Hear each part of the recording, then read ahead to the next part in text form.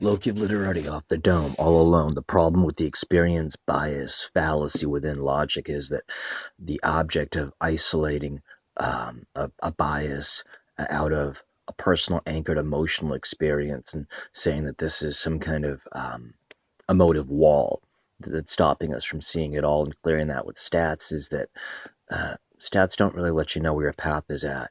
And what happened to us in the past is often what's on our path, whether that path is made by what we attract or how we are trained to adapt or some kind of personal, like a mask on your face because you didn't like what you attracted. So you have this vanity stain that, all right, few of us can see right through, but everyone else is truly attracted to.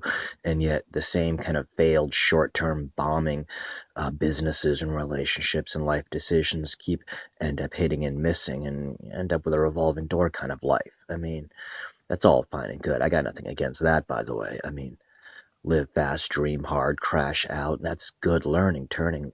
And I mean, it's revolving door theory that every time you come near that, you're going to clear the experience a little more. And experience is the best teacher. If you make that your finest feature, then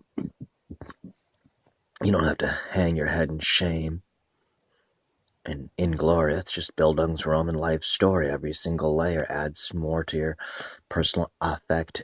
I'm sorry, I beg your pardon, effect and flavor, never affect your own mental behavior. Get genuine on that. That's what you got sent in for that.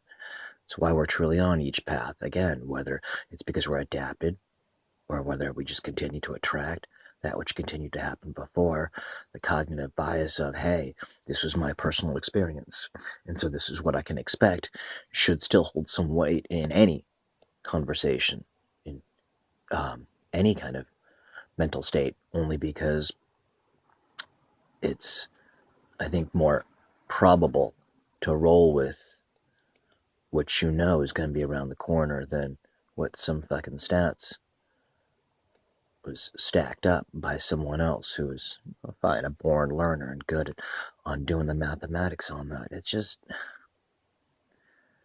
every time I look at this, I just got done listening to a long podcast between several hardcore thought leaders who I think absolutely properly apply their social capital. Totally would recommend the Josh Zepp's podcast featuring Hannibal Buress, Joe Rogan, and Sam Harris, and just talking about the police violence epidemic and breaking it down past an issue of race towards an issue of just straight up social conditioning and ineptitude and the kind of real problems you have in any kind of truly intense life avenue. Being a police officer is a life avenue. It's a decision that takes you apart from regular humanity, and the whole span of your decisions is in a completely different world vision. And Hannibal Buress, in his particular podcast, just speaking from the history of just horrifying experiences with police officers, and had a lot to say. And I don't know, at least 9 different times that I heard in the conversation, his personal experience position was just shredded by Sam Harris because of, well, it's anecdotal evidence is just personal evidence. It doesn't stand up next to stats because in the real world, that math is what adds up. Okay, fine. What I'm saying through all this fucking rhyme spraying and tributaries that I'm playing down every road, I'm trying to keep on.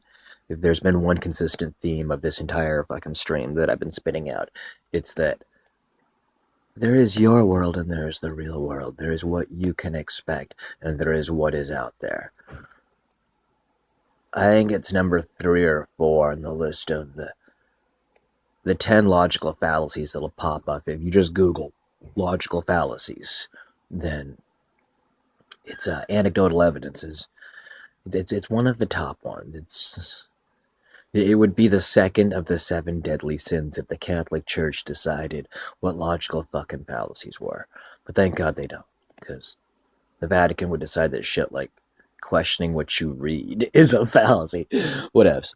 The point is, personal experience is part of what creates our own body of knowledge, and while biological math, it should not stand up by actual life math, it should hold a whole lot of weight, and I think be compared equally against any other information that's harder to relate with within our own vision.